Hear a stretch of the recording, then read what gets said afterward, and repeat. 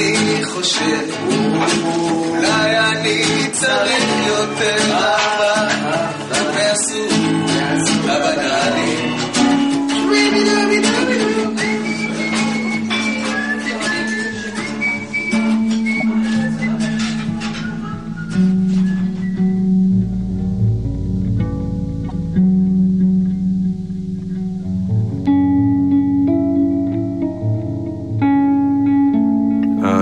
הזיכרון האחרון שיש לי מנמרוד זה מפגש שהיה לי איתו 4 ימים לפני שהוא נהרג.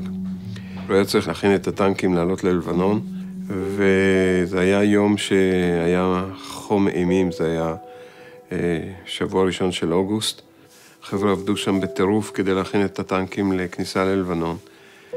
ונמרוד צלצל אליי, ואמר לי אם אני יכול לנסוע לראש פינה לקנות שישיות ומנות פלאפל, כי אין מים והחבר'ה ממש מתייבשים בחום. ובסיכומו של יום קיבלתי הודעה מהמיון בצפת שנמרוד אחרי התייבשות קשה.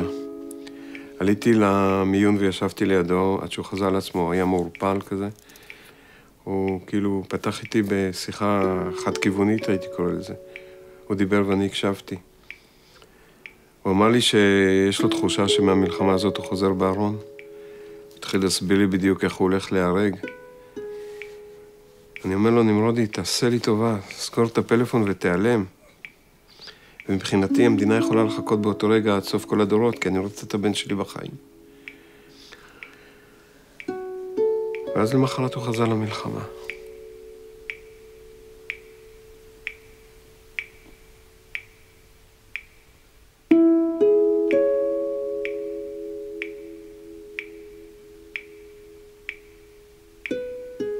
נמרוד היה הבן הבכור שלי, והוא נהרג במלחמת לבנון השנייה. ומכיוון שהוא אמר לי כשנקבל את הארון הוא לא יהיה שם, אז אין לי שום רגש לקבר שצה"ל הקים לנו, כי נמרוד אמר שהוא לא שם ומבחינתי הוא לא שם. ואני נמצא שם סך הכל פעמיים בשנה, ביום הזיכרון הכללי וביום הזיכרון האישי של נמרוד, ולא בגלל שאני מרגיש צורך להיות שם, אלא בגלל שכולם מצפים ממני להיות שם. לא, סבתא צריכה להיכנס עם הזה, אי אפשר כרגע. צלמי אותה נכנסת בסלון שמאחורי הטלוויזיה. אבל לא רואים כלום. צלמי את סבתא חוזרת עם השאריות של מה שלה. שבא לי למות ואני לא מגזים, ואז אני חושב רק עליי.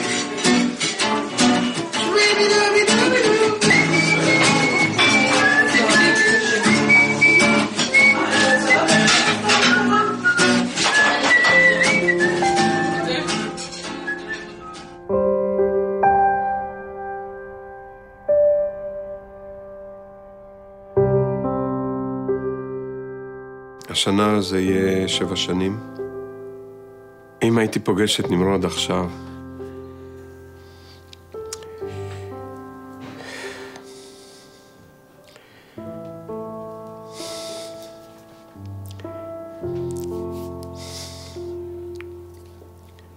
הייתי מחבק אותו ושותק, מחבק ומרגיש.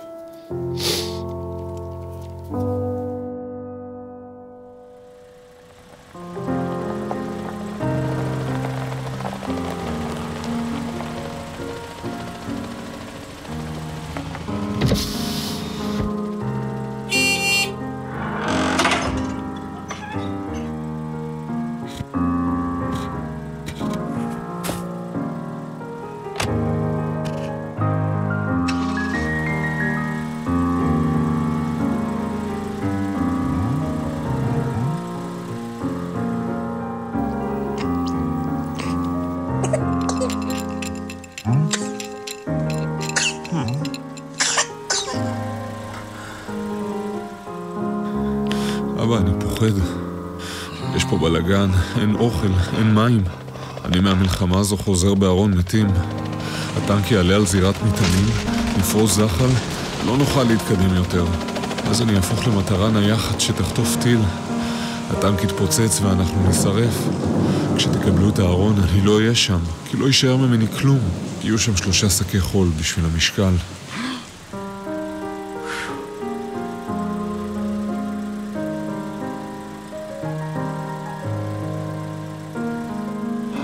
אבא, אני חייב ללכת. ככה חינכת אותי, לא?